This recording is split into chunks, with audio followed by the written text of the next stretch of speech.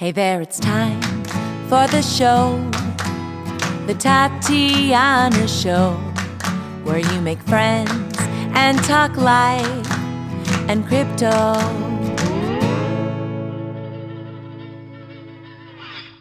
This episode of the Tatiana Show is brought to you by Vaultoro. Vaultoro is a gold hedging solution for the crypto community. One of the challenges of investing in cryptocurrencies is dealing with volatility. Keeping a diversified portfolio is a key to healthy returns. I keep about 10% of my crypto assets in gold using Vaultoro. Vaultoro allows me to open a gold wallet in seconds where I can trade easily with cryptos and gold. What I like about using Vaultoro instead of Tether is that the gold in my Vaultoro wallet is insured, audited, vaulted in Switzerland, and unlike fiat money, gold has increased in value for the last 20 years. Visit Vaultoro.com and start today. That is vault, like a gold vault, and oro, which is Spanish for gold. Vaultoro, ole! Hello, everybody, and welcome to the Tatiana Show. You're listening to this show as I record here in beautiful New Jersey. It's actually going to be a little bit of a combo special because I'm going to be doing a episode from down in Miami when I interviewed Gabriel Kurman of Rootstock, because he also has an interest in the following projects that I'm going to talk to you about today. I'm actually on with not a good friend yet, but maybe one day, Yes, a good acquaintance so far, potential friend, Grace Torrellas, who I met down in Latin American Bitcoin Conference in Uruguay just a few months ago. And she's representing an organization called Blockchain for Humanity. And at the Latin American Bitcoin Conference, we did a raffle of a guitar that I had signed along with a number of other crypto OGs, and we raffled it off to raise money for her organization. And of course, you know, I'm a good friend of Connie Galippi and BitGive, and I've talked to a lot of other crypto charities, but Blockchain for Humanity is sort of covering them all. So it's really great to have Grace on the call with us. Thank you so much for joining us today. Thank you for having me. I hope next time you can say the word with confidence that we're friends. I know. Well, you know, I felt an immediate affinity towards you. I don't know, something is very warm about you. And then sometimes I think I call people friend a little bit too early. So I wanted to be respectful. But you know what? You're right. We're just going to go for it right now. Friendship pact perfect. made. Okay. Deal. Awesome. So I think, us ladies of crypto need to stick together. Actually, everybody in crypto needs to stick together, and especially those who have an interest in using this technology for good. So can you give the audience a little bit of a background on your journey into cryptocurrency and how you started this really cool organization? Absolutely. I am happy to. Well, first of all, I'm really excited about being here, and thank you for having me. My background starts, or my background before Blockchain for Humanity starts very related to, I was doing digital transformation as a consultant for a while in the aviation industry, which took me to many different places. Mean? Oh my God. Well, you know, I actually have seen aviation and especially airlines, the way they handle processes and passengers grow in a way that you would never believe it. I mean, I remember starting in a way when things were doing manually.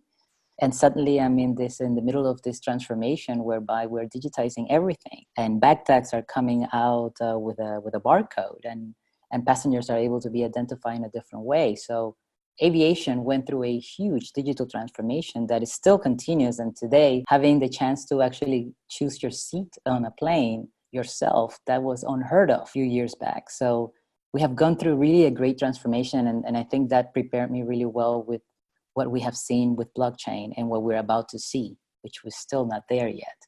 But technology and blockchain specifically is really at my heart. I'm an early adopter, and doing this and making sure that we can use this technology and all the emerging technologies that we can see for social good makes it even better. Absolutely. So can you tell the audience a little bit about what the purpose is of Blockchain for Humanity?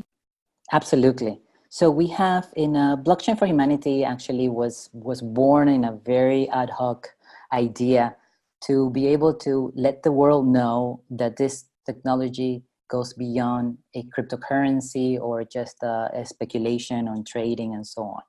It was in the midst of having maybe the mass understanding blockchain in a very different way that we wanted to. So we actually call for people to write to us or to tell us or apply to see whether we're actually using the technology for some kind of a social impact. And we were surprised when we first called, when we first received these applications, because It was just a few use cases, but use cases that were very much driven to bring financial inclusion to the people who didn't have that possibility. So it quickly became something that we wanted to continue doing, and doing it in a way that it will be more formalized and more structured. It wasn't just about the applications and giving an award or a recognition, but it was also taking those concepts and those ideas to their next step of development, which was in many of the cases the most difficult part. Some of the social entrepreneurs, which we try to work very closely with, are not really very much in tune with the technology, but they are very well in tune with what the problem they want to solve. And they understand because they're on the grounds feeling what that problem and gap is. Now, I have lots of more things to tell you about, but I just don't want to be this a one-way talk. I want all the one-way talking. I want to know everything. So what kind of companies have you guys worked with so far? Like what have been some of the focuses? So we're pretty much trying to do impact in 3 different ways. And we feel that by doing in the 3 different angles, we can actually achieve a great deal of impact that we want to achieve. So we're looking at the first vertical will be kind of a social entrepreneurship, social innovation. We actually looking at the social entrepreneurs to be really the drivers of economic development and prosperity. We believe that there is a potential to actually create some systemic change, bring nations out of poverty even. And we believe that only on social entrepreneurship and working with social innovation, we can do this. So we find a way working through various projects. There is community-driven development, social economic development, social inclusion. This means ID, financial inclusion, micro-lending, pretty much allowing projects to set up their own communities, currencies. There's a whole number of different type of projects that really want to create a local community, giving the local community the possibility to trade within themselves. So there's a wonderful project. It's called the Community Currency Inclusion, and that is actually done in Kenya. So there's several communities which have already adopted their own coin, and this have incentivized trading services between the members of the community. As a result of that, the children that are going to schools have been able to get their books or all the tools that they need for school, and the teacher has been able to be paid as a result of this trading between the coins, the local currency. So very small but very meaningful projects like this and pilots allows us to see what potential we can bring. Also, allowing farmers and people in very remote areas to have access to microloans, in which previously to this, they would be charged outrageous amounts of interest, more than 50%. They didn't have, because they usually don't have a bank account. And now with this technology, we are able to provide them not only the loans that they need to be able to harvest their products, but also to be able to create some kind of a credit history that allows them to have something more meaningful and opt for even bigger loans in the future. So those are some of the cases. Yeah, that sounds amazing. I have a question though. When you're talking about creating an internal currency for a certain region, wouldn't you be getting pushback from the overall government saying, oh, well, you can't create your own money for this small little area? I mean, in the United States, we have something called Ithaca coin. I think that's what they call it.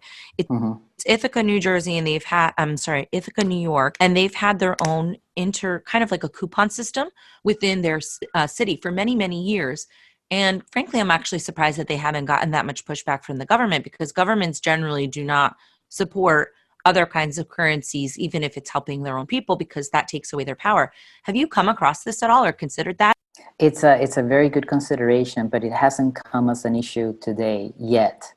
It doesn't mean that the local currency is going to be displaced. I mean, there is a parallel usage of both, but there is a great tendency to trust the local currency, the one that created by the community more, because they understand the value of it and what is it that they need to do to maintain that value. Whereas the local currency, the government-owned currency, or it's actually something that it fluctuates and is something that they don't trust completely. But I don't want to give more details on that because I don't want to jinx this. I understand. You had an award ceremony last year. Is that main focal point for the organization, is to sort of recognize different companies and different initiatives and then provide them support? That's one of the areas that we focus on. Yes. So that's primarily where we actually initiate all our work. So we work very closely with these social entrepreneurs to make sure that we can help them and guide them go into a pilot stage or a validation of their proof of concept.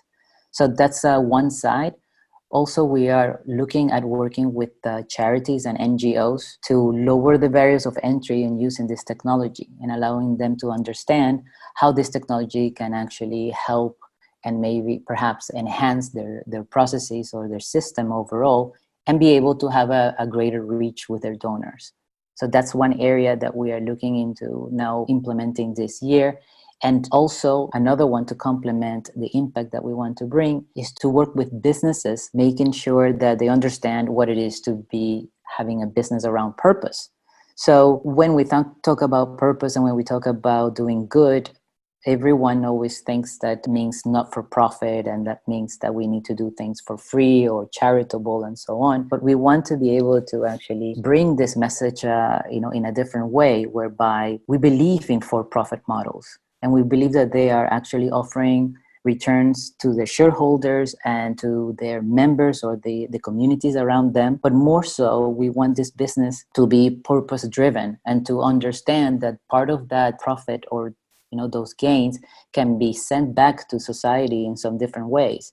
So we want to just work with some social entrepreneurs and influencers in this side and make sure that we can bring some models that people can see how we can actually work. We want businesses to be thriving and actually create a lot of profits, but I'm sure that everyone would understand what a purpose-driven business will actually do when we, at the end of the day, can say, our business is making so much money on this side, but it's also bringing this impact on the other side. It sounds a little bit like the conscious capitalism model from John Mackey, I think is his name is, from Whole Foods. But, I think that, I'm pretty libertarian, and as such, I believe in capitalism as the way to get people out of their poverty. But that gets a little bit of pushback in the charitable community. But I think that, that sustainability is really important. And to be able to generate a profit, then you can actually create longer term opportunities. Absolutely. Have you gotten any pushback from that kind of an outlook? You know what I mean? Are people saying, oh, no, you should only give away money? Or do you see an evolution in the charitable space, realizing that business has its place in charitable content?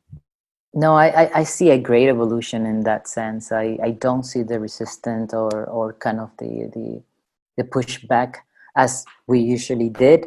But right now, I think it's important that, like you mentioned, we build sustainable models. And I think the society as a whole is actually looking at private businesses to solve some of the greatest social problems around. So there is a very good opportunity to bring those synergies between the private and social sector together to actually form real coalitions that can actually enact some great impact. I mean, this is also the same situation with the Sustainable Development Goals, right? We know that we have a 2030 goal to achieve this, target to achieve this, but we are far from it, very much far from it. And governments and private sectors, public sectors are not going to be the ones who are actually going to make that the needle shift. It's only when we bring the private sectors that this will happen. And this is part of also the work that we do with the Blockchain for Humanity. We have sort of driven a movement. It's called the Coalitions for Good movement. And here we want to make sure that everyone feels part of it. It's not just technology companies, and it's not just people who understand what blockchain or cryptocurrency is. We want to make sure that people that have no idea or that are intimidated by it actually feel comfortable joining this movement, because what we want is to push for the same goals and the common goals, which are all aligned with the Sustainable Development Goals. So how did you end up linked up with the Latin American Bitcoin conference people? I mean, what is there tie-in with Latin America? Oh, it's a huge tie. We have members of these co-founders and members of our board are very much from the region.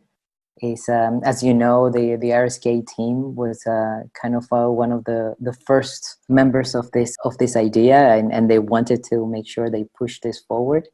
So we have also Rodolfo, who does the Latin American Bitcoin conference, who's leading that, and he's also part of our board. So we do have a lot of affinity and a lot of common goals to achieve. And we see all, very much what impact it can bring to Latin America, as we can also see what it can bring for the rest of the world. You're based in Switzerland. Why is that? I mean, other than you might like, the chocolate, is there some kind of an opportunity or advantage to being located in Europe as a charitable organization? Well, I'm based here. I've been here for more than 15 years. So it has been way before the whole blockchain revolution kicked in. So this is a place where I find, there's a good balance between technology, tradition, culture, and where I met my husband as well. So I stayed here. But also after being part of this blockchain ecosystem, I realized how important Switzerland was placed. So I'm in the French part of Switzerland, so where this is where all the NGOs are really based. So it gives me a good opportunity to establish direct contact with them and understand how we can actually help. And on the other side, we have the Crypto Valley, which is, as you know, has been already known to be one of the centers and hubs of blockchain, growing really fast and bringing the most, interesting concepts around here as well. Absolutely. So what do you have planned for 2020? What's going to be on the horizon? 2020, we have lots of expectations for 2020. We really want to continue with the awards and the Catalyzer program, which is the support that we do to the awardees.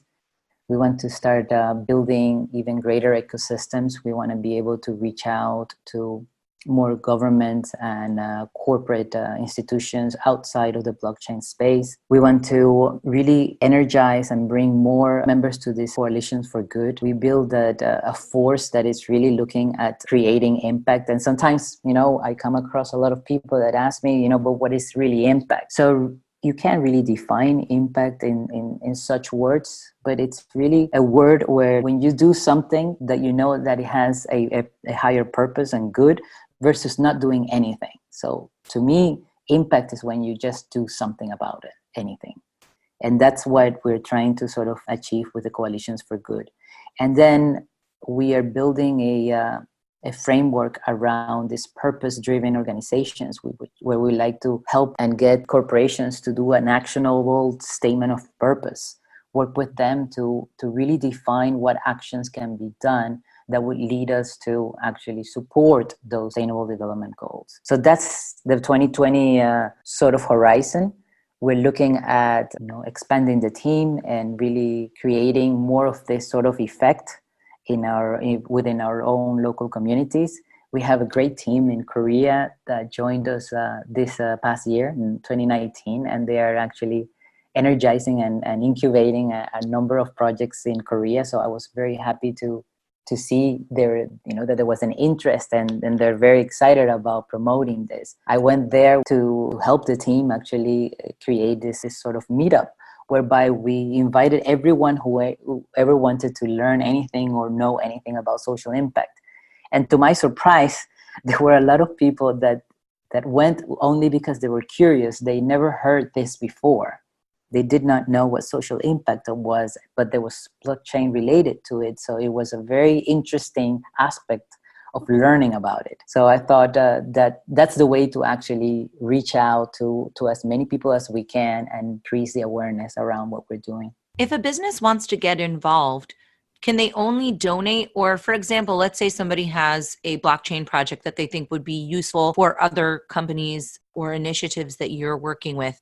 Can they integrate their technology, or what does that process look like? Because sometimes people are looking for use cases in addition to potentially giving donations. How does that play out? So it plays in different ways. There are certain companies that are looking to use the technology in a particular way. There are a number of use cases that have been proven to work already in supply chain, in identity, in microlending, and like the ones that I mentioned before.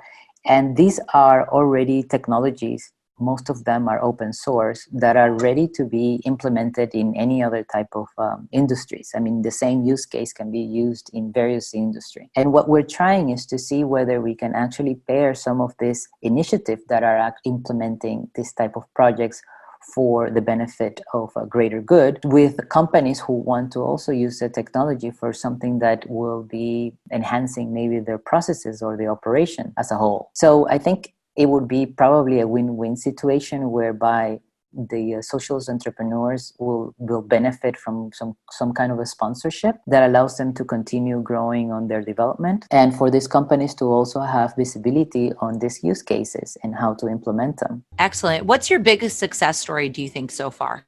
What's been your proudest moment of this organization? Well, there is Ethic Hub is probably one of the projects that I do that I am very, very proud of, and it's only because they have gone through absolutely exactly what every early startup goes through the most painful processes and ways to actually put some things together. Lack of funding, lack of, maybe credibility at some point. People, they just didn't see that it was actually going to come through, but it actually did. And this is a company that I speak very highly of, because the founders have been obviously the drivers and the ones that really have put all the energy together.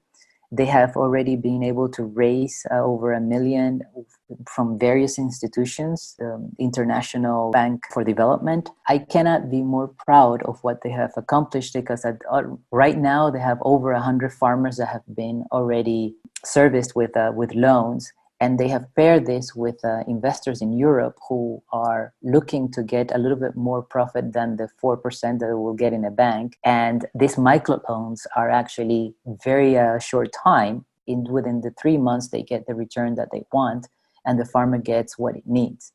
And these are cooperatives that are being formed around that. So we have seen in less than 2 years a very palpable change that has created impact for such a society. These are the coffee farmers in Mexico, specifically. Let me ask you something. What if a Monsanto, which is questionable, some people don't like Monsanto, some people think it's fine. What if Monsanto wanted to contribute to your farmers? I mean, what do you do in that kind of a situation? It's a big company. They could have some cash, maybe not so ethical. And I'm not asking you to comment on them specifically, more broadly. What do you do if it's a company that is a large company that has some kind of questions in their past? How do you reconcile those? I think that companies that are in situations are the first ones who should be actually supporting this type of initiatives. And I don't think that anyone should be in here to judge. I think we have all opportunities to do good.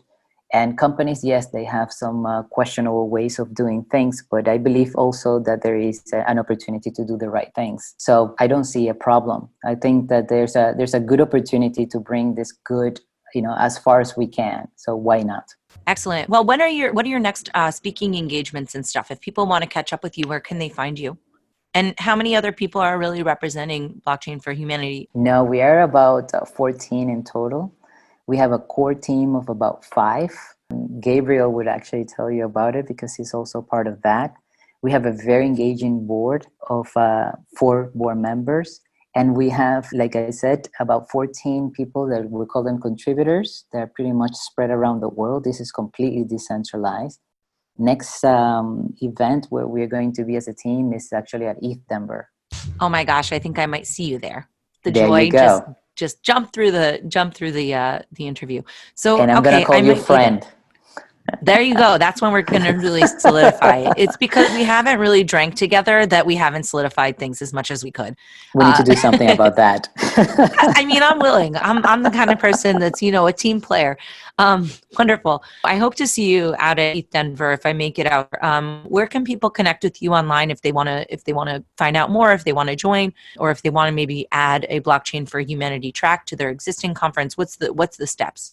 Well, the best place to reach out to us is our website. That's www.b4h.world. And that's, we actually very quick in responding. All of us get the email at the same time, and we are always talking to people. Surprisingly, we do get volunteers who write to us on a consistent basis. I will say about 3 a week, which is quite a lot, I thought, because, how do they get to know us was my first question. But there are all ways of doing this. And a lot of people are most interested in understanding technology in the way that it actually can cause or can lead to positive impact. So yes, the website, it will be definitely the first place to reach us. Excellent. Well, thank you so much for joining us today. Any final words for the Tatiana Show audience? Well, I am very happy to be here. I think that this audience is well informed.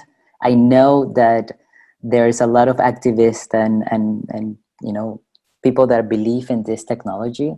My call to them is that I am with you. I understand why you feel this way. I see the potential of this technology as well.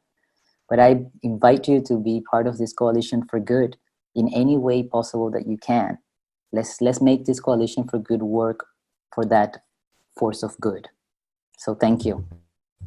Thank you so much, Grace, for joining us today. Everybody, please check out Blockchain for Humanity. The Tatiana Show airs on Tuesdays on the LTB network, along with a number of other cool syndicatory partners.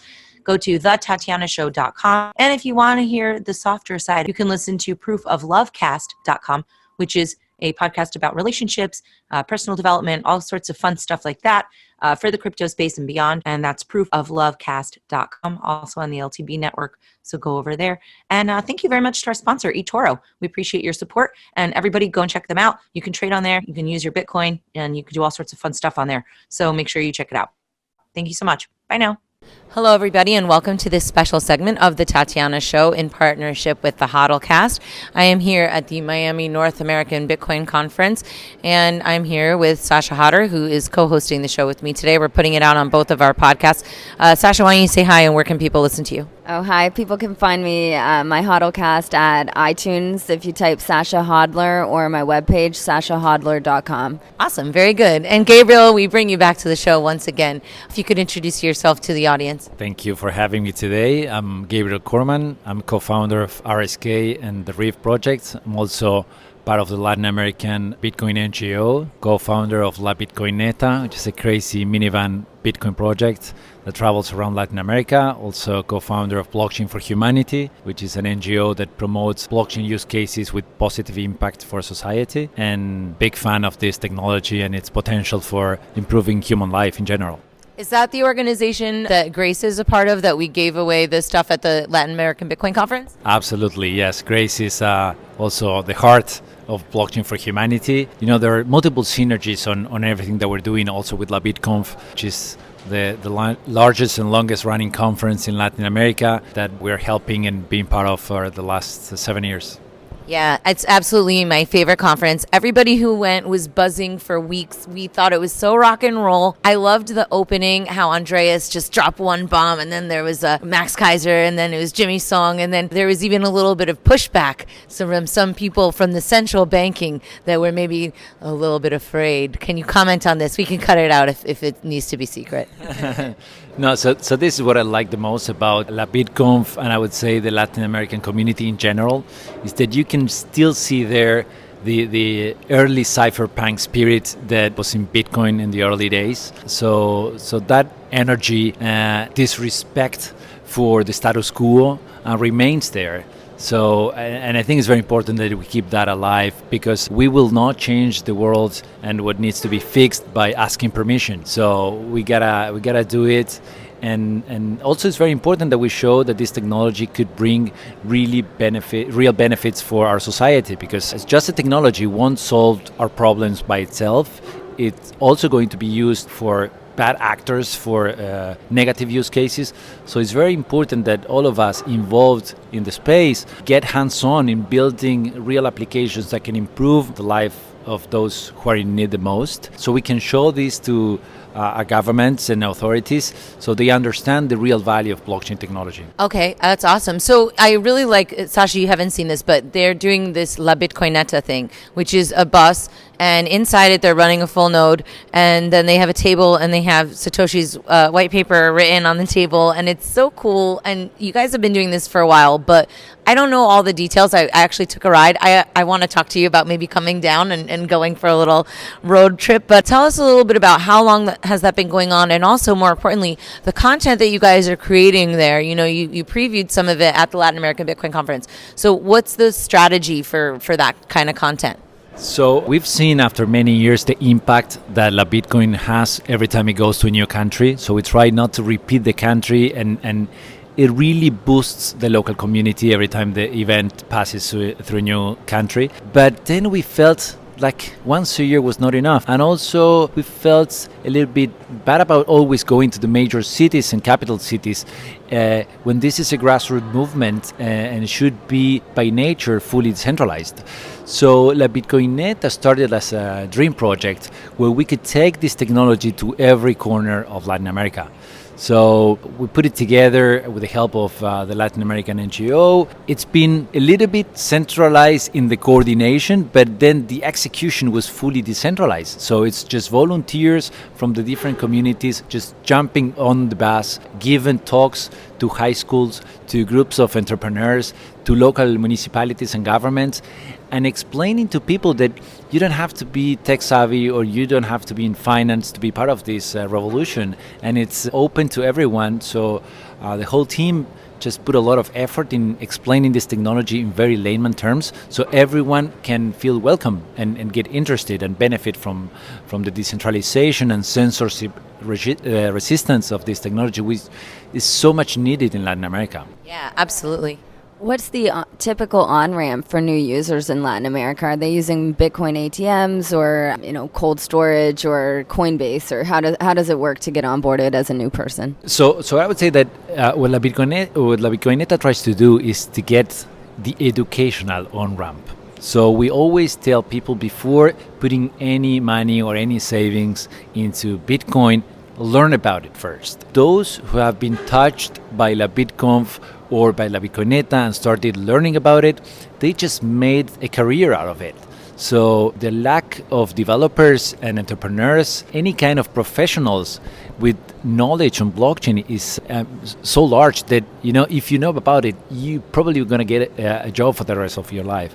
And then if you can get paid for that job in Bitcoin, I think that's the ideal way to get into the system. So no changing your life savings for Bitcoin, but just working for it. But we always try to focus more on the educational side and then let people decide when they know enough about it, how to take care of your Bitcoin, how to protect yourself, then get into putting a little bit of your savings. In Latin America, especially in Argentina or Venezuela, where you have hyperinflation and you have banks taking the funds, or your pension funds are gone, diluted completely by inflation, having the possibility to access Bitcoin as a long-term store of value is just so much needed that the main purpose of LaBitConf, the NGO, and La Bitcoineta is to explain to people that there's an option. Is there any crypto music or art scene down there with this? So I really like when blockchain technology gets into other arts or industries, and I think that's something that is also present in everything that we do, because having the chance of trying to change the world is something that we should be grateful for. We take it with a huge responsibility, but also with fun. Yeah, we have a band at RSK Labs that is called the Blockchain Monkeys. We used to have another band that was called Smarter Blues. So we are big fans, and I'm a drummer, wannabe myself. We're also big fans of Tatiana's music. She's been present in LaBitConf since day one. I debuted the Bitcoin jingle at LaBitConf. Yes, so I think, and also Crypto Graffiti has always been very supportive, creating pieces of art that then we auctioned, and all those funds went to charity. We're also big fans of BitGive, that has also been involved in the local community in Latin America for a very long time. So yes, I really like when I see cooperation between different arts and industries. I mean, getting involved into this technology, but just having fun at the same time. Yeah.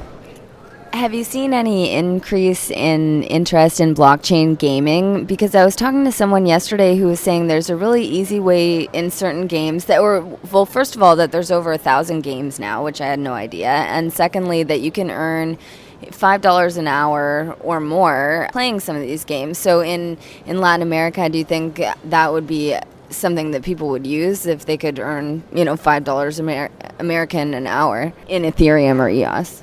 Yes, so I don't know if I would recommend someone to game as a way of making money out of it, but I think the opposite. I think gaming could be a very easy entry point for people to get involved with blockchain. So yeah, we need to make the technology very easy, and we need to make the technology very fun, because one of the challenges I think that we have as an industry is that still today blockchain applications are not very user-friendly.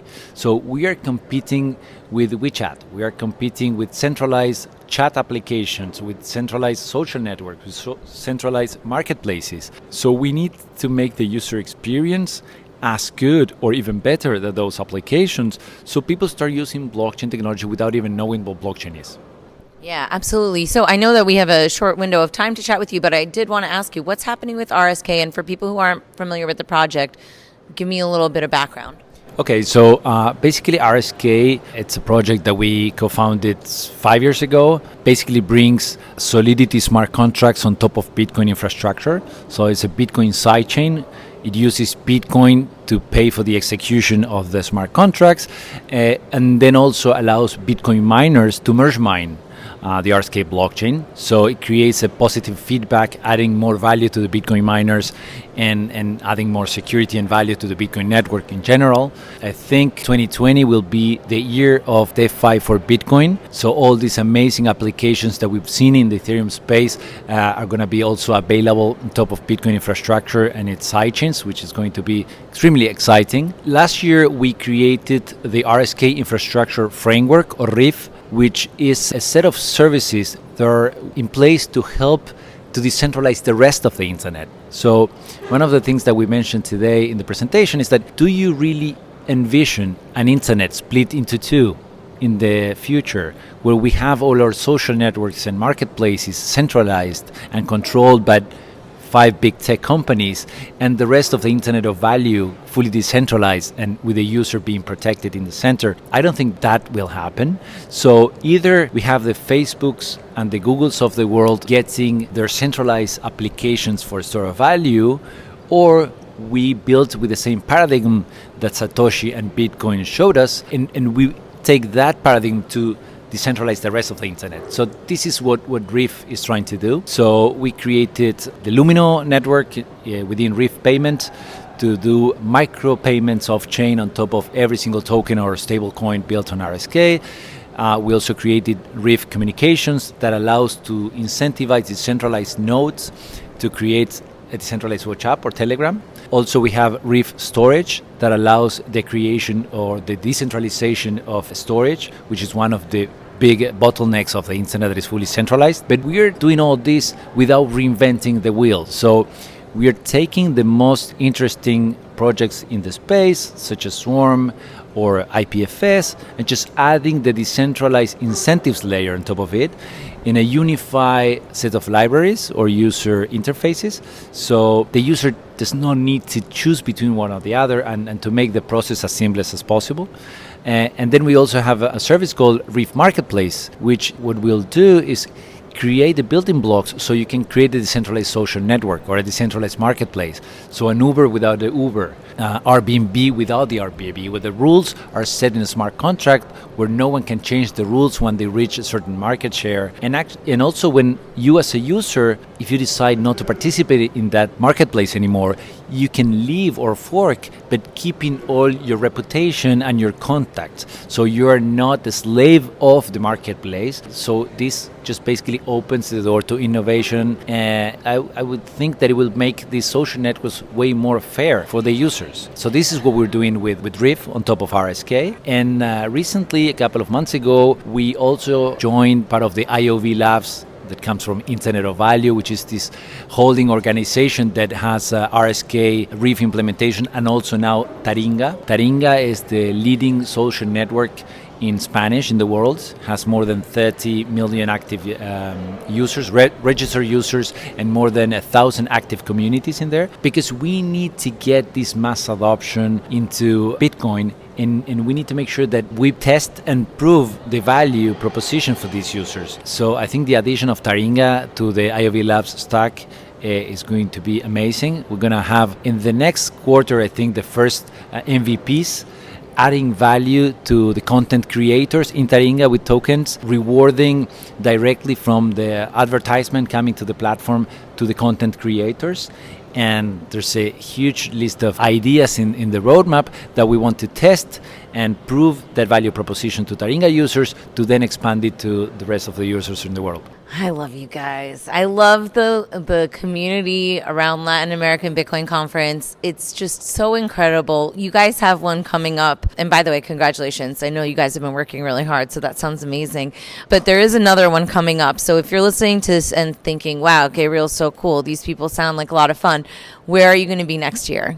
So it's been discussed. Apparently, there's a strong commitment to doing it in Guatemala. So we want to take it up north. So it's been in the last couple of years in South America, so we want to take it to Central America now. So probably Guatemala. But also the community is open to do some other smaller events. We've done it in the past for regulators, for instance, in Sao Paulo. We've discussed today doing an event connecting Latin America with Miami, the door to open the access of the US market for startups and entrepreneurs in Latin America.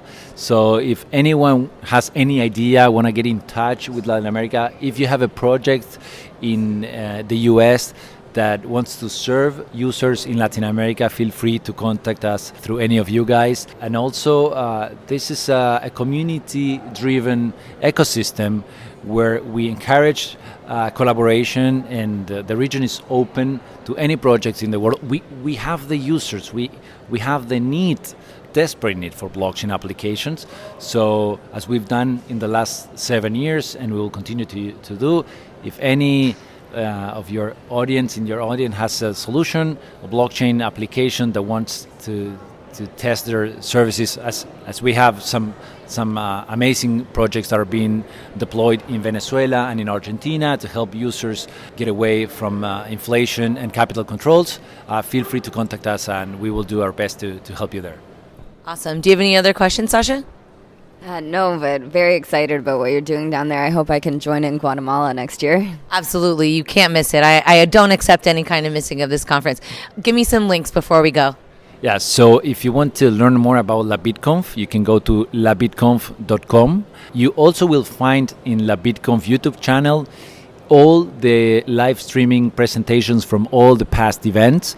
So we believe that knowledge is a human right. So it's extremely important that all the content that is generated in LaBitConf is available for everyone that want to see it. If you want to follow La Bitcoineta, you just check La Bitcoineta in Twitter. And then if you want to learn more about RSK, you can go to rsk.co. And if you want to learn more about RIF, the website is rifos.org, rif.org. Awesome. Thank you so much for joining us today. Always great to see you. The RIF website is rifos.org. Perfect. Thank you very much, guys, for having me. Awesome. Thank you. Thank you.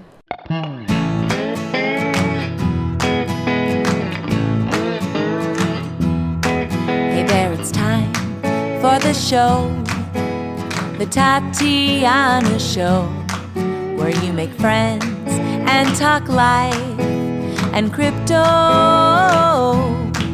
We gotta think and reflect and use lots of intellect with our hearts when we work together. I know that it can be so hard out there, looking all around and saying that life ain't fair. So that is why we will fight and stay up late at night, listening to the Tatiana Show. Thank you for listening to The Tatiana Show. Please follow us on Twitter at Queen Tatiana or on Facebook and Instagram at Tatiana Moroz Music. More episodes can be found at thetatianashow.com, and make sure you leave a review on iTunes and tell your friends.